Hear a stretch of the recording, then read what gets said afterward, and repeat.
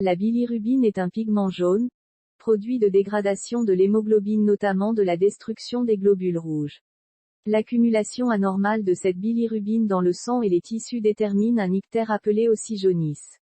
Origine de la bilirubine. Les globules rouges ont une durée de vie de 120 jours. Ils sont ensuite détruits. C'est l'hémolyse. Cette destruction s'effectue en plusieurs étapes.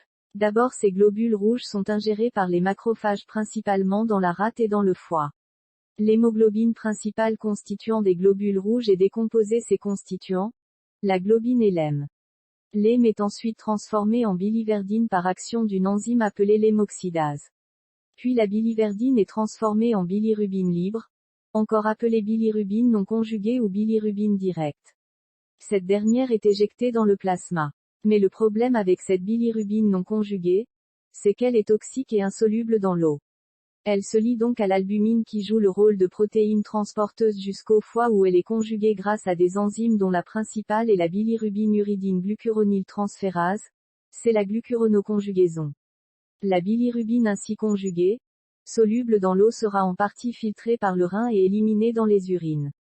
Toutefois, une partie de la bilirubine conjuguée est récaptée par les hépatocytes et sécrétée dans la bile. Elle est éjectée dans l'intestin grêle où elle sera ensuite dégradée par la flore intestinale en stercobiline. La stercobiline qui est ce pigment brun qui donne sa couleur aux matières fécales.